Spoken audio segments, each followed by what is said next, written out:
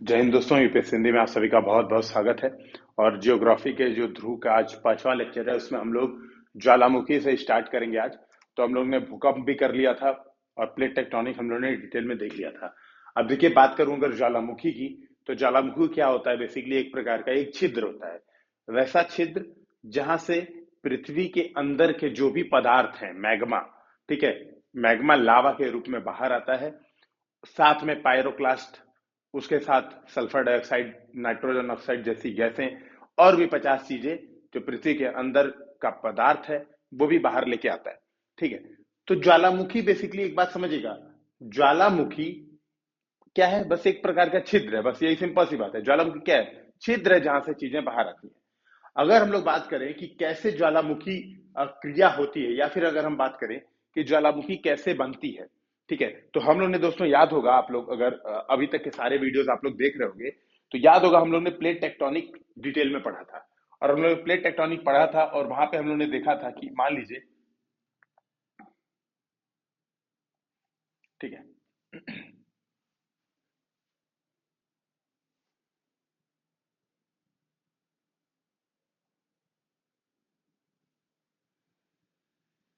ठीक है, plate tectonic में हम लोग पढ़ा था कि मान लीजिए एक ये प्लेट है, ठीक है, और वो दूसरी प्लेट प्लेट के नीचे सबडक्ट हुई, मतलब दो प्लेटें एक दूसरे के दिशा में गई। तो यहां पर नीचे एक रेंज के बाद यहां पर जो प्लेट अंदर जा रही है वो पिघलनी शुरू हो जाती है। इसको हम लोग बिल्कुल, इस रेंज को हम लोग ने बोला था बेनियॉफ जोन। ठीक है, बेनियॉफ जोन हम लोग ने कहा था। ये पिघलनी शुरू हो जाती है तो यहां से लावा उठ के ऊपर और यहां पर ज्वालामुखी के रूप में आता है। तो प्लेट टेक्टोनिक में जहां पर प्लेट प्लेट अभिसरण था, ठीक है, जहां पर प्लेट प्लेट अभिसरण था, ठीक है, जहां पर प्लेट प्लेट का अभिसरण था, वहां पे तो आपको ये बात क्लियर समझ में आ रही होगी कि बेनियॉफ जोन के ऊपर ज्वालामुखी दिखेगी। तो पहला हो जाता है प्लेट प्लेट कन्वर्जेंस या फिर अभिसरण। ठीक है। अगर मैं बात करूं दूसरे की, तो दूसरा क्या हो रहा था? प्लेटें एक दूसरे से दूर जा रही थी, एक दूसरे से दूर जा रही थी, तो भी लावा ऊपर, बसाल्टिक लावा ऊपर आता है। जहां पे हम लोग देखा था मिड अटलांटिक रिज, हम लोग ने ये रीजन देखा था। ठीक है। अच्छा, एक मिनट, मैं पहले वाले की बात करूं, प्लेट प्लेट कन्वर्जेंस की बात करूं, तो प्लेट प्लेट कन्वर्जेंस में हम लोग ने पूरा पैसिफिक रिंग ऑफ फायर, ठीक है, पैसिफिक रिंग ऑफ फायर हम लोग ने पूरा इस बात को देखा था। और हमने इस बात को समझा था कि वो पूरा ज्वालामुखी ही है, पैसिफिक रिंग ऑफ फायर। ठीक है, वो पूरा ज्वालामुखी, चारों जो उसके क्षेत्र हैं वो ज्वालामुखी है। ये हम लोग ने आखिरी के बहुत सारे वीडियो में डिस्कशन किया था। दोबारा डिस्कशन करके मैं समय नहीं बर्बाद करना चाहता हूं, ना अपना ना आपका। ठीक है। फिर दूसरा हम लोग ने देखा मिड एशियानिक रिज। मिड एशियानिक रिज क्या है? बेसिकली जो आपने अटलांटिक में देखा होगा, ठीक है, अटलांटिक में क्या है? प्लेटें दूर खिसक रही हैं, तो जमीन से जो लावा है वो जमीन से ऊपर जा रहा है। तो फिर हम लोग ने दूसरा देखा मिड ओशियानिक रिज, जहां पे प्लेटें दूर जा रही हैं। इसके अलावा दोस्तों, अगर मैं तीसरी बात करूं, तीसरे प्रकार की, ठीक है, तो तीसरा हम लोग ने, याद होगा अगर आप लोग पहले लेक्चर से कंटिन्यू कर रहे हो, तो मेंटल प्लूम। ठीक है, तो मेंटल प्लूम आपको याद होगा, वो बेसिकली हवाई टाइप, हवाईयन टाइप जो ज्वालामुखी हॉटस्पॉट बन रहे थे। तो मान लो आपसे अगर ये क्वेश्चन पूछता है कि वैश्विक जलवायु ज्वालामुखियों का वितरण स्पष्ट करें, है ना, या ज्वालामुखी क्रिया को समझाएं, तो आप यही सब समझा देंगे ना। तो आप कौन सी क्रिया समझाएंगे? देखिए, अगर ज्वालामुखी क्रिया को समझाने को कहे, ठीक है, तो ज्वालामुखी क्रिया को समझाने के लिए आप क्या कहेंगे? ज्वालामुखी एक छिद्र है जहां से लावा, साथ में अन्य जो पृथ्वी का पदार्थ है, अभी हम लोग एग्जैक्ट देख लेंगे, ठीक है, किताब से भी हम लोग देखेंगे एग्जैक्ट, वो बाहर आता है। ये बात आप बताएंगे। फिर आप क्या बताएंगे? आप बताएंगे कि भैया ज्वालामुखी क्रिया किस प्रकार होती है, ठीक है, किस प्रकार होती है। तो आप बताएंगे प्रॉपर जो मैग्मा है वो बाहर आता है, और मैग्मा बाहर निम्नलिखित तरीकों से आ सकता है। तो प्लेट प्लेट अभिसरण पर, प्लेट प्लेट अपसरण यानी डाइवर्जेंस, प्लेट प्लेट कन्वर्जेंस यानी अपसरण, और तीसरा मेंटल प्लूम। तो मेंटल प्लूम यानी हॉटस्पॉट ज्वालामुखी। ठीक है, आप इस बात को तीसरा लिखेंगे, और इसी आधार पर आप वितरण भी, जो हम लोगों ने मैप देखा था भूकंप वाले में, यहां पे हम लोग एक बार फिर से देख लेंगे। ठीक है, तो हम लोग ने जो भूकंप वाले में मैप देखा था,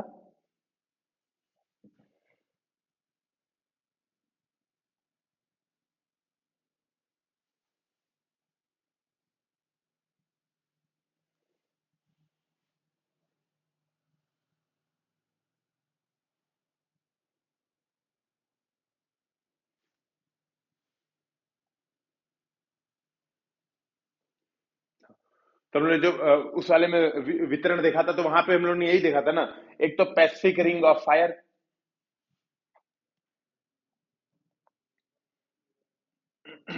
एक तो हम लोगों ने क्या देखा था, ये वाली पैसिफिक रिंग ऑफ फायर, इसको देखा था। दूसरा हम लोगों ने क्या देखा था, ये आपका मिड ओशियानिक रिज, ठीक है। तीसरा जो हिमालय का ये वाला क्षेत्र जो मध्य महाद्वीपीय वितरण पेटी है, ये देखा था। फिर आप क्या दिखाएंगे, ये पैसिफिक फायर हो गया। फिर आप यहाँ पर कुछ कुछ दिखा देंगे जो हॉट स्पॉट ज्वालामुखी के क्षेत्र भी दिखा देंगे। 3 पॉइंट लिख देंगे, 3 कारक बता देंगे, ज्वालामुखी का ये आपका क्वेश्चन हो जाएगा। अभी दोस्तों रिसेंट में एक ज्वालामुखी जो विस्फोट हुआ है, टोंगा, ठीक है। एक सेकंड, मुझे ये वापस इस क्वेश्चन पे आने दीजिए ताकि हम लोग देखेंगे।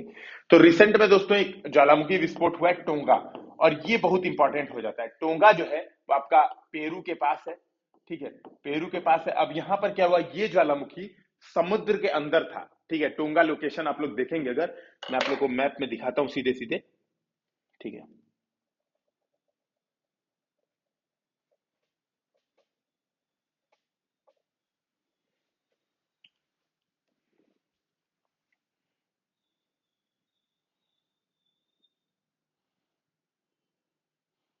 ये देखिए, ये आपको दिखेगा ना, ये ऑस्ट्रेलिया, ठीक है, ये ऑस्ट्रेलिया रीजन दिख रहा है, ठीक है। तो इसके पास ये है, ठीक है। बेसिकली पेरू इधर है, इस साइड पेरू है, दूसरे साइड है ना, अपोजिट साइड में आप देखेंगे तो ये ना आपका चिली, अर्जेंटीना, पेरू है ना। तो मैंने उल्टा समझा लोकेशन। ये है आपका टोंगा।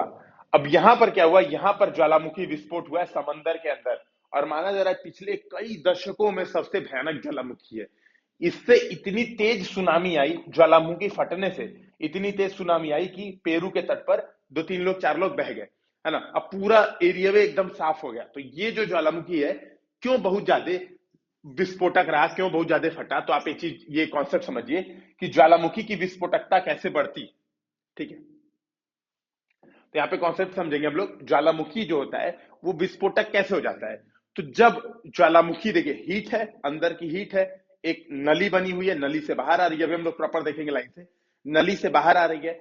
अब उस नली में अगर ठंडा पानी आ रहा है, जलवाष्प इकट्ठा हो रहा है, ठीक है, तो पानी आएगा, हीट से पानी क्या करेगा, बहुत तेज से गैस बनाएगा, जलवाष्प बनाएगा, और प्रेशर बनते जाएगा, बनते जाएगा, बनते जाएगा, ऐसे हम लोग प्रेशर कुकर। और प्रेशर कुकर का जब ब्लास्ट होता है तो कितना तेज होता है। तो बहुत बड़े एरिया में जब ऐसे समझ लो प्रेशर कुकर का ब्लास्ट हुआ, तो ये ज्वालामुखी बहुत ही विस्फोट के साथ फटा है, ठीक है। तो अब हम लोग ज्वालामुखी के क्वेश्चंस को लाइन से करने के लिए सक्षम हो गए। हम लोग ने ये देख लिया बेसिक रीजन ज्वालामुखी क्या है, वही प्लेट टेक्टोनिक से आपको बेसिक रीजन वहां से बताना है, ठीक है। ज्वालामुखी के बेसिक रीजन आपको वहीं से आगे बढ़ना है। तो हम लोग ने इनको देख लिया था। अब देखिए ये डायग्राम दिमाग में थोड़ा सा रखिए। देखिए बेसिकली ये जो डायग्राम है, इसमें आप देख पाएंगे एक चीज है आपका ज्वालामुखी पाइप। ये पाइप वो है जहां से मैग्मा ऊपर आ रहा है, ठीक है। तो ये वो पाइप है जहां से मैग्मा ऊपर आ रहा है। और जब मान लो यहां से ऐसे समझ लो ये धरती थी, ये धरती का अंदर का हिस्सा था, और जब ये पाइप के थ्रू मैग्मा बाहर आया तो यहां से ऐसे से गिर रहा है, ऐसे से बाहर गिर रहा है मैग्मा। अब बाहर गिर रहा है तो ये इकट्ठा हो जा रहा है, तो ज्वालामुखी शंकु बना रहा है। वही जो मैग्मा गिर गिर के इकट्ठा, वो क्या बनाया, ज्वालामुखी शंकु बनाया, ठीक है। तो ये आपको दिमाग में रखना है। और जिस रास्ते बाहर आता है उस रास्ते को कहते हैं क्रेटर। जो ऊपर से होल दिखाई देता है वो होता है आपका क्रेटर, ठीक है। अब यहां पर अगर मैं वापस क्वेश्चन पे आऊं तो आप देखिए, पहले सबसे इंपॉर्टेंट अगर मैं बात करूं जो एग्जाम में क्वेश्चन आ सकता है, एक तो ये आ सकता है, ज्वालामुखी से निर्मित आंतरिक तथा बाह्य स्थल रूपों का वर्णन कीजिए, ठीक है। तो सीधी बात है दोस्तों, जब अंदर से ज्वालामुखी ऊपर आ रही है या मैग्मा ऊपर आ रहा है, ठीक है, अंदर से पिघला हुआ लावा ऊपर आ रहा है, तो बेसिकली क्या हो रहा है, वो जमेगा, विभिन्न रूप बनाएगा। तो 2 जगह पे जम सकता है मैग्मा। एक तो पृथ्वी के अंदर ही जम जाएगा, ठीक है, पृथ्वी के अंदर ही जम जाएगा, तो वहां पे विभिन्न स्थल रूपों का निर्माण करेगा। पृथ्वी के अंदर ही मतलब क्रस्ट के नीचे, पृथ्वी के अंदर कहने का मेरा मतलब है क्रस्ट के नीचे भी जम जाएगा, तो वहां पे विभिन्न स्थल रूपों का निर्माण करेगा। और क्रस्ट के ऊपर भी जम सकता है, वहां भी विभिन्न स्थल रूपों का निर्माण करेगा। दोनों को हम लोग देखेंगे, टू द पॉइंट लिखेंगे। तो समझिए, अगर मान लो मैं एक बार क्वेश्चन आपको ऊपर ऊपर से एक बार वो दे देता हूं, एक बार व्यू दे देता हूं कि देखो इस क्वेश्चन में ऐसे आंसर लिखना है, इस क्वेश्चन में ऐसे आंसर लिखना है, फिर हम लोग सीधे कंटेंट पे आएंगे, कंटेंट पढ़ के कंप्लीट करेंगे।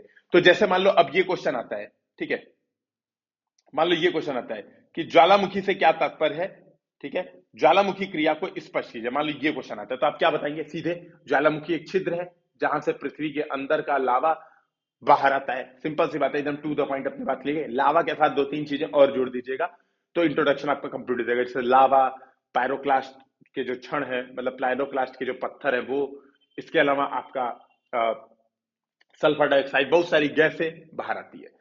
क्रिया, क्रिया क्या बताएंगे, वही कि पृथ्वी के अंदर मेंटल से, है ना, या दुर्बलता मंडल से, या मेंटल से, बेसिकली आप ऐसे लिखिएगा, मेंटल से क्या हो रहा है, मेंटल से विभिन्न प्रकार, विभिन्न क्रियाओं के माध्यम से बाहर आ रहा है।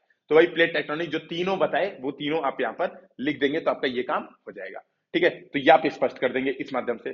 दूसरा है ज्वालामुखी से आप क्या समझते हैं, इसके विश्व वितरण को स्पष्ट कीजिए, एक मानचित्र पर प्रमुख ज्वालामुखियों को रेखांकित कीजिए। तो अब ये भी हो गया, ज्वालामुखी से आप क्या समझते हैं, फिर वही बताएंगे एक लाइन में कि ज्वालामुखी क्या होती है ना, छिद्र है। विश्व वितरण को स्पष्ट करना है, विश्व वितरण भी कैसे बताएंगे, जो अभी बताया कि अभिसरण अपसरण, बेसिकली वही आंसर बस लिखना है, बस यहां पर लिखना है क्रिया, यहां पर बताना है वितरण, और यहां पर मैप एक ठो बना देना है, मैप वहां भी बनेगा। ठीक है, तो मैप यहां भी बनेगा, जो ज्वालामुखी क्रिया आप बताएंगे ना तो मैप यहां भी बनाएंगे, या फिर यहां पे आप मैप बनाना छोड़ के ज्वालामुखी क्रिया वालों में अभिसरण अपसरण और मेंटल फ्लूम, ये तीन तो डायग्राम बना दीजिएगा, ज्यादा बेटर होगा। नीचे वाले में आपका मैप बनाना जरूरी है। ठीक है, मैप बनाना जरूरी है, और पूछा भी है प्रमुख ज्वालामुखियों को रेखांकित करना है। तो जो प्रमुख प्रमुख ज्वालामुखी है, वही हवाई जो नाम लिया, दो चार जो जो याद है ना, माउंट फूजी, है ना, अफ्रीकन की कुछ, तो वो सब इंडिया में जो वो है आपका अंडमान निकोबार के पास है, तो वो सारे एक एक करके आपको वहां पे लिख देना है, तो ये भी आपका हो जाएगा। ज्वालामुखी भूकंप तथा सुनामी आपस में कैसे संबंधित है, ज्वालामुखी उद्गार के संभावित सभी कारणों पर प्रकाश डालिए। तो एक बार देखिए, उद्गार के संभावित सभी कारणों पर तो प्रकाश डाल लेंगे, वही तीन कारण, तो सेकंड पार्ट तो हो जाएगा। पहला पार्ट की अगर मैं बात करूं कैसे सहसंबंधित है, तो सीधी बात है, आपको यह बताना है कि तीनों क्या करते हैं, तीनों पृथ्वी के क्रस्ट पर। ठीक है, तो इंट्रोडक्शन क्या लिखेंगे, ज्वालामुखी भूकंप और सुनामी मुख्यतः, है ना, या फिर तीनों प्राकृतिक रूप में, ठीक है लिखेंगे, तीनों प्राकृतिक रूप में पृथ्वी के अंतर्जात बलों के फलस्वरूप उत्पन्न होते हैं। सिंपल सी आता है, इंट्रोडक्शन ऐसा साफ सुथरा इंट्रोडक्शन देंगे कि अंतर्जात बलों के फलस्वरूप उत्पन्न होते हैं। जो बहुत शुद्ध हिंदी लिखता है वो क्या लिखेगा, जो इंटो जो इंडोजेनेटिक फोर्सेस है ना, उसकी एक्सप्रेशन है, उसकी अभिव्यक्ति है। ठीक है, उसकी बाह्य अभिव्यक्ति है, स्थल रूप पे अभिव्यक्ति है, ये बात आप बता देंगे इंट्रोडक्शन में। फिर बताएंगे ज्वालामुखी भूकंप और सुनामी। तो आप क्या बताएंगे, देखो सुनामी जो आती है, सुनामी जो आती है उसका एक प्रमुख कारण ज्वालामुखी और भूकंप होता है ना, ज्वालामुखी और भूकंप होता है। यहां पर ये एग्जांपल डालेंगे ना, ज्वालामुखी वाला जो अभी टोंगा वाला बताया था, जो लेटेस्ट एग्जांपल बताया था टोंगा वाला। ठीक है, तो टोंगा लिखते हुए बता देना कि टोंगा ज्वालामुखी फटा, तो वहां पे सुनामी कैसे आई, है ना, पूरा जल। अब इसको कैसे लोकेट करेंगे, तो आप देखो इंट्रोडक्शन आपने ले दिया, इंट्रोडक्शन में क्या था, तीनों अंतर्जात बलों की बाह्य अभिव्यक्ति है, इंडोजेनेटिक फोर्सेस की बाह्य एक्सप्रेशन है। ठीक है, इसके बाद आप क्या बताओगे, आप अगला बताओगे तीनों में सहसंबंध, तीनों में सहसंबंध बताओगे। तो बताओगे तीनों का, पहला बताओगे लोकेशन वाइज सहसंबंध। तो देखोगे प्राय उन क्षेत्रों में जहां पर ज्वालामुखी और भूकंप आते रहते हैं वहीं पे सुनामी मिलती है। ठीक है, उदाहरण के तौर पे यही वाला एग्जांपल दे दोगे, कोई टोंगा वाला या कोई भी, यार बहुत सारे एग्जांपल है जहां पे आप देखोगे भूकंप और ज्वालामुखी, या भूकंप ज्वालामुखी और सुनामी साथ में है। इवन भारत की 2004 की सुनामी हम लोगों ने डिस्कशन किया था कल ही वाले में, कि सबडक्शन जोन में अंदर गया, अंडमान निकोबार के पास सुंडा सबडक्शन जोन है, वहां जल का विस्थापन हुआ और सुनामी आई। तो बेसिकली क्या करोगे, ये ज्वालामुखी और भूकंप ये कारण है सुनामी के। ठीक है, एक प्रमुख कारण है सुनामी के। ठीक है, ज्वालामुखी कारण है भूकंप का, एक प्रमुख कारण है, मतलब केवल अकेला कारण नहीं है, ज्वालामुखी एक प्रमुख कारण है भूकंप का, तो ज्वालामुखी मेन हो जाएगा। ठीक है, यहां इसका एक प्रमुख ये भूकंप का एक प्रमुख कारण है। ठीक है, और भूकंप एक प्रमुख कारण है जल विस्थापन का, और जल विस्थापन से आता है सुनामी। तो ये आप चाहते हैं एक फ्लो चार्ट बना सकते हो, इवन आप एक जो फ्लो चार्ट बेटर होगा बनाने को, आप ऐसे लिख दो, भूकंप, ठीक है, सुनामी, ये एक फ्लो चार्ट आप चाहिए तो यहां पे ऐड कर सकते हैं, ज्वालामुखी। ठीक है, ज्वालामुखी। अब ये देखो यहां पर आप क्या लिख सकते हैं, यहां पर, है ना, भूकंप, यहां पर लिख सकते हैं आप प्राकृतिक कारक और मानव जनित कारक। ठीक है, मानव जनित कारक, है ना, यहां पर प्राकृतिक कारक में क्या हो जाएगा आपका, प्राकृतिक कारक में हिमस्खलन ये सब था, उसको भी आप फ्लो डायग्राम में चाहे तो लिख दीजिए, और यहां पर लिख दीजिए प्लेट टेक्टोनिक। Plate tectonic. अब ये प्लेट टेक्टोनिक को जोड़ दीजिए आप ज्वालामुखी से। ज्वालामुखी क्या है? Basically plate tectonic. यहां से जोड़ दीजिए और समझ रहे हैं, यहां से जोड़ दीजिए और यहां से लिंक कर दीजिए आप भूकंप प्रेरित जल विस्थापन, है ना, इसको ऐसे करिएगा, ये हो गया भूकंप। अब ज्वालामुखी यहां से लिंक हो गया प्लेट टेक्टोनिक से, तो प्लेट टेक्टोनिक की अपसरणीय अपसरणीय सीमा ज्वालामुखी लोकेट हो गया। यहां पर लिखा दीजिए प्रेरित जल विस्थापन, फिर दिस इंप्लाइज सुनामी। ठीक है, तो सहसंबंधों को आप एक डायग्राम से ऐसे दिखा सकते हैं। ठीक है, तो कहां शुरू करेंगे? ज्वालामुखी। ज्वालामुखी का एक प्रमुख कारण है प्लेट टेक्टोनिक। प्लेट टेक्टोनिक भूकंप भूकंप को भी उत्पन्न करता है और भूकंप जल विस्थापन करके सुनामी को भी प्रेरित करता है। तो इस प्रकार से आप क्या करते हैं, जो है फ्लो चार्ट से भी इसको बता सकते हैं। तो सहसंबंध आपने बता दिया। उद्गार के संभावित कारणों पर आप कैसे प्रकाश डालेंगे वो मैंने बता दिया। निर्मित आंतरिक और बाह्य स्थलाकृतियों का वर्णन करना, ये हम लोगों ने डिस्कशन किया ही कि मैग्मा नीचे से ऊपर जाता है तो विभिन्न स्थलाकृतियां बनाता है। जब मैग्मा क्रस्ट के नीचे दब जाएगा तो आंतरिक स्थलाकृतियां बनाएगा, जब ऊपर जमेगा तो बाह्य स्थलाकृतियां बनाएगा। अभी उनके बारे में हम लोग डिटेल में देखें।